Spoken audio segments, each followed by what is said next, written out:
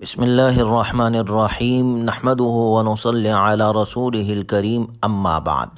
سیرت النبی صلی اللہ علیہ وسلم کے مدنی دور کا درس نمبر 51 غزوہ بدر میں آغاز جنگ سے متعلق ہے۔ حق اور باطل کے اس معرکے کے بیان سے پہلے مسلمان اور کافر دونوں کے ان قوتوں کے بارے میں جاننا ضروری ہے جس سے دونوں طرف کی تعداد اور قوت کا علم ہو جائے اور دونوں طرف کی قوت کا موازنہ کیا جائے تاکہ حق کی حقانیت واضح ہو جائے۔ اس معرکے میں مسلمانوں کی تعداد 313 اور ان کے پاس گھوڑے صرف 2 اور اونٹ صرف 70 تھے، جبکہ اس کے مقابلے میں کفار کی تعداد 1000 اور گھوڑوں کی تعداد ان کی 100 اور اونٹوں کی تعداد 700 تھی۔ عقل پرستوں کے نزدیک ظاہری صورتحال کے مطابق مسلمانوں کے لشکر کو فوری شکست ہونی چاہیے اور کچھ ہی دیر میں کافروں کے حق میں جنگ کا فیصلہ ہو جانا چاہیے، لیکن ہوا کیا؟ اللہ تعالیٰ نے مسلمانوں کو شاندار فتح نصیب فرمائی اور کافروں کو ذلت آمیز شکست سے دوچار کیا۔ تاریخ اسلام کا یہ عظیم غزوہ دوسرے غزوات کے لیے اساس بنیاد کی حیثیت رکھتا ہے۔ نتائج کے اعتبار سے یہ نہایت اہم غزوہ ہے، غزوہ بدر۔ چنانچہ 17 رمضان المبارک سن 2 ہجری کو حق اور باطل کا پہلا معرکہ میدان بدر میں شروع ہوا۔ حضور اکرم صلی اللہ علیہ وسلم نے عین اس موقع پر انسانی جانوں کو ملحوظ نظر رکھا اور حکم دیا آغاز مسلمانوں کی طرف سے نہ ہو۔ جب صفیں دونوں طرف سے آراستہ ہو گئی تو سب سے پہلے اسود بن عبد الاسد مخزومی یہ قسم کھا کر نکلا کہ میں مسلمانوں کے حوض سے پانی پیوں گا یا اسے ڈہا دوں گا ورنہ پھر جان دے دوں گا۔ جب یہ حوض کی طرف آگے بڑھا تو حضرت حمزہ رضی اللہ تعالی عنہ نے اس طرح تلوار ماری کہ اس کے پاؤں کو زخمی کر دیا۔ اس کے باوجود وہ گھٹنوں کے بل گھسیٹ کر حوض کی طرف بڑھا اور وہ اپنی قسم پوری کرنے کے لیے اس میں داخل ہونے والا ہی تھا کہ اتنے میں حضرت حمزہ رضی اللہ عنہ نے دوسری ضرب لگائی۔ اس طرح وہ حوض کے اندر ہی ڈھیر ہو گیا۔ یوں اس کی ہلاکت سے جنگ کا آغاز ہوا۔ حق اور باطل کے درمیان اس جنگ کی ابتدا انفرادی مقابلوں سے ہوئی۔ مشرکین کی صفوں سے عرب کے دستور کے مطابق 3 بہترین شہ سوار نکلے۔ یہ سب کے سب ایک ہی خاندان کے تھے۔ ایک عتبہ اور دوسرا اس کا بھائی شیبہ، یہ دونوں ربیعہ کے بیٹے تھے، اور تیسرا ولید جو عتبہ کا بیٹا تھا۔ یہ تینوں دونوں لشکروں کے درمیان آئے اور مبارزت کی دعوت دی، یعنی انہوں نے اپنے مد مقابل کو للکارا اور لڑائی کی دعوت دی۔ ان کے مقابلے میں اسلام کے 3 جان باز سامنے آئے۔ نمبر 1 عوف بن حارث، نمبر 2 معوذ بن حارث اور تیسرے نمبر پر عبداللہ بن رواحہ رضی اللہ تعالی عنہم اجمعین۔ مشرکین نے ان سے پوچھا کہ تم کون لوگ ہو؟ تو انہوں نے جواب دیا کہ ہم انصار کی جماعت میں سے ہیں۔ مشرکین کہنے لگے کہ تم شریف لوگ ہو لیکن ہمارے جوڑے کے نہیں ہو، ہمارے مقابلے کے لیے ہمارے چچازاد بھائی ہو، یعنی قریش میں سے کسی کو بھیجو۔ اس موقع پر آپ علیہ الصلاۃ والسلام نے فرمایا قم یا عبیدہ وقم یا حمزہ وقم یا علی۔ آپ صلی اللہ علیہ وسلم نے فرمایا عبیدہ، حمزہ اور علی تم تینوں ان کے مقابلے کے لیے جاؤ۔ جب یہ تینوں جانثار ان کے قریب گئے تو انہوں نے پوچھا تم لوگ کون ہو؟ حضرت عبیدہ نے اپنا تعارف کرایا، حضرت حمزہ نے اپنا نسب بیان کیا اور حضرت علی نے بھی اپنا تعارف کرایا رضی اللہ عنہم اجمعین۔ اب مشرکین کہنے لگے ہاں تم ہمارے ہم پلہ اور معزز لوگ ہو۔ حافظ ابن حجر عسقلانی رحمہ اللہ ابن اسحاق رحمہ اللہ کے حوالے سے فرماتے ہیں کہ حضرت عبادہ رضی اللہ تعالی عنہ نے عتبہ کو للکارا اور حضرت حمزہ رضی اللہ عنہ نے شیبہ کو دعوت مبارزت دی اور حضرت علی رضی اللہ تعالی عنہ نے ولید بن عتبہ کا مقابلہ کیا۔ حضرت حمزہ اور علی رضی اللہ تعالی عنہما نے دیکھتے ہی دیکھتے اپنے مد مقابل کو ڈھیر کر دیا۔ حضرت عبادہ رضی اللہ تعالی عنہ نے عتبہ کا مقابلہ کیا۔ دونوں نے ایک دوسرے کو گہرا زخم لگایا، لیکن اسی دوران حضرت حمزہ اور علی رضی اللہ عنہما عتبہ پر پلٹے اور اس کا کام تمام کر دیا اور حضرت عبیدہ رضی اللہ تعالیٰ عنہ کو اٹھا لائے۔ ان کا پاؤں کٹ گیا تھا اور وہ زخمی حالت میں تھے اور اسی حالت میں چند دنوں کے بعد وہ جام شہادت پا گئے۔ آغاز جنگ کے انفرادی مقابلوں میں شریک ان 6 افراد کے بارے میں اللہ تبارک و تعالی کا قرآن کریم میں ارشاد مبارک ہے، ھذان خصمان اختصموا فی ربہم، یہ 2 جھگڑنے والے گروہ ہیں جنہوں نے اپنے رب کے بارے میں جھگڑا کیا۔ فالذین کفروا قطعت لهم ثیاب من نار، چنانچہ جن لوگوں نے کفر کیا ان کے لیے آگ کے کپڑے کاٹے جائیں گے، ان کے سروں کے اوپر کھولتا ہوا پانی انڈیلا جائے گا اور ان کے لیے جہنم کا عذاب ہے۔ اور ان کے مقابلے میں وہ لوگ جو ایمان لائے، ان اللہ یدخل الذین آمنوا وعملوا الصالحات جنات تجری من تحتها الانہار، جو لوگ ایمان لائے اور نیک عمل کرتے رہے، یقیناً اللہ ان کو ایسے باغوں میں داخل کرے گا جس کے نیچے نہریں بہتی ہوگی، یحلون فیہا من اساور من ذہب ولؤلؤا، وہاں انہیں سونے کے کنگن اور موتی پہنائے جائیں گے، ولباسہم فیہا حریر، اور وہاں ان کا لباس ریشم کا ہوگا۔ چنانچہ جب مشرکین نے ابتدائی جنگ میں اپنے تینوں سرداروں کا انجام دیکھا، اپنے تینوں شہ سواروں اور کمانڈروں کو اپنے آنکھوں کے سامنے ہلاک ہوتے دیکھا تو غصے سے مشرکین بڑک اٹھے۔ اس مقابلے کا آغاز ہی مشرکین کے لیے بہت برا تھا، کیونکہ وہ جنگ کے پہلے ہی مرحلے میں اپنے 3 بہترین شہ سواروں سے ہاتھ دھو بیٹھے۔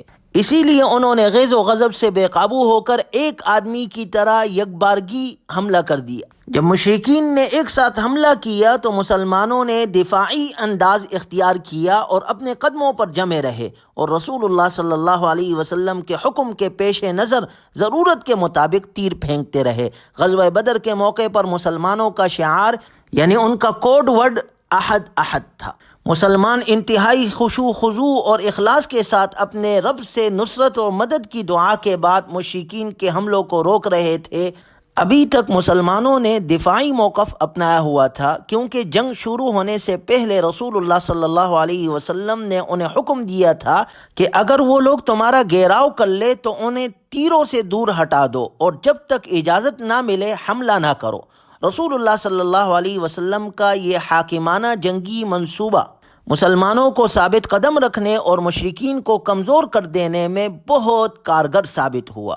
وہ اس طرح کہ جب قریش کا حملہ اپنے شدت پر تھا اور مشرکین آتش غضب میں بڑکے ہوئے تھے، انہوں نے مسلمانوں کی صفوں پر پے در پے کئی ناکام حملے کیے۔ ان حملوں میں مسلمانوں نے ثابت قدم رہ کر مشرکین کو شدید نقصان پہنچایا، یہاں تک کہ دشمن کی ہمت جواب دے گئی۔ حضور اکرم صلی اللہ علیہ وسلم صحابہ کرام کی صفیں درست کر کے واپس آتے ہی اپنے رب ذوالجلال کے سامنے دعا مانگ رہے ہیں، اللہم انجز لی ما وعدتنی، اللہم انشدک عہدک ووعدک، اے اللہ تو نے مجھ سے جو وعدہ کیا تھا اسے پورا فرما دے۔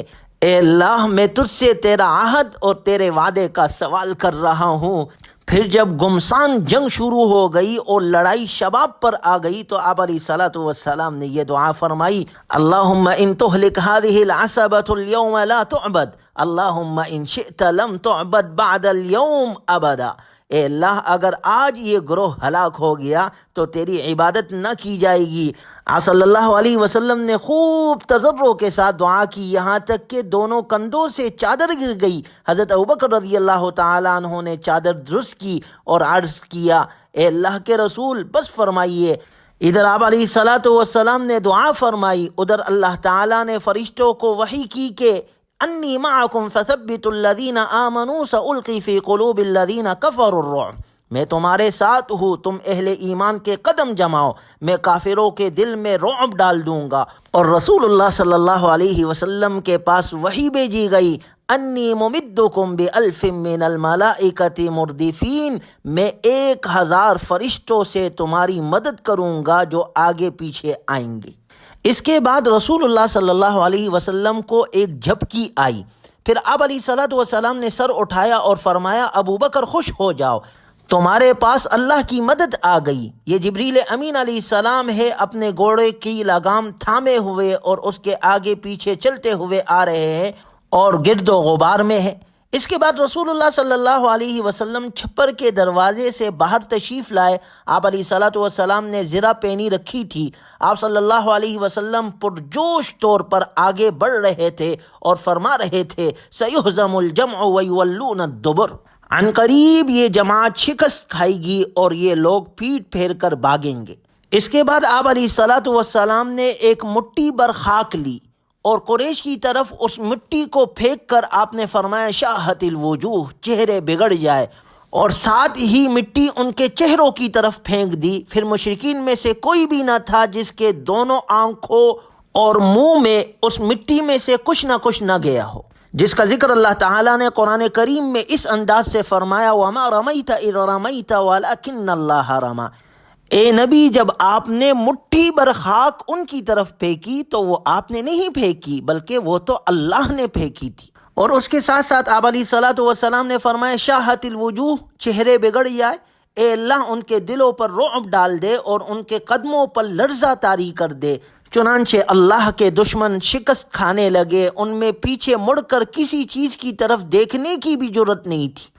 انہوں نے اپنی زریں پھینک دی اور مسلمان انہیں قتل کرنے لگے۔ مشرکوں میں سے کوئی نہ تھا جس کی آنکھ میں مٹی نہ گئی ہو۔ چنانچہ اس کے بعد آپ علیہ الصلاۃ والسلام نے صحابہ کرام رضی اللہ عنہم اجمعین کو جوابی حملے کا حکم اور جنگ کی ترغیب دیتے ہوئے فرمایا شدو، چڑھ دوڑو، اس ذات کی قسم جس کے ہاتھ میں محمد صلی اللہ علیہ وسلم کی جان ہے، ان سے جو آدمی بھی ڈٹ کر، ثواب سمجھ کر، آگے بڑھ کر اور پیچھے نہ ہٹ کر لڑے گا اور مارا جائے گا، اللہ اسے ضرور جنت میں داخل کرے گا۔ آپ صلی اللہ علیہ وسلم نے قتال پر ابھرتے ہوئے ارشاد فرمایا قوموا الی جنت عرضها السماوات والارض، کھڑے ہو جاؤ ایسی جنت کی طرف جس کی چوڑائی آسمان اور زمین کے برابر ہے۔ آپ صلی اللہ علیہ وسلم کی یہ بات سن کر ایک انصاری صحابی حضرت عمر رضی اللہ تعالیٰ عنہ نے کہا بہت خوب، بہت خوب۔ آپ صلی اللہ علیہ وسلم نے فرمایا تم بہت خوب کیوں کہہ رہے ہو؟ انہوں نے کہا اللہ کے رسول، کوئی بات نہیں سوائے اس کے کہ مجھے توقع ہے کہ میں بھی اسی جنت والوں میں سے ہوں گا۔ آپ صلی اللہ علیہ وسلم نے فرمایا تم بھی اسی جنت والوں میں سے ہو۔ پھر حضرت عمر رضی اللہ تعالیٰ عنہ نے اپنے توشہ دان سے چند کھجوریں نکالی اور کھانے لگے۔ پھر بولے اگر میں کھجوریں کھانے میں مشغول رہا تو زندگی کی یہ گھڑیاں بہت لمبی ہے، جبکہ مجھے جلد جنت میں جانے کی حرص ہے۔ یعنی کہنے لگے اگر میں اتنی دیر تک زندہ رہا کہ اپنے یہ کھجوریں کھا لوں تو یہ تو لمبی زندگی ہو جائے گی۔ چنانچہ ان کے پاس جو کھجوریں تھی وہ انہوں نے چھوڑ دی اور شیر کی طرح دشمن کے صفوں میں گھس گئے اور مشرکین سے لڑتے لڑتے جام شہادت نوش کر گئے۔ یہ جنگ بدر کے سب سے پہلے شہید تھے۔ چنانچہ پھر اسی غزوہ بدر میں مشرکین کے بڑے بڑے سردار مارے گئے، ابو جہل مارا گیا، جس کا ذکر انشاءاللہ اگلے درس میں آئے گا۔ اللہ تبارک و تعالی ہمیں دین کی سمجھ عطا فرمائے اور دین کو سارے عالم میں پھیلائے۔ ذریعے کے طور پر اللہ ہمیں ہمارے نسلوں کو استعمال فرمائے۔ وآخر دعوانا ان الحمد للہ رب العالمین۔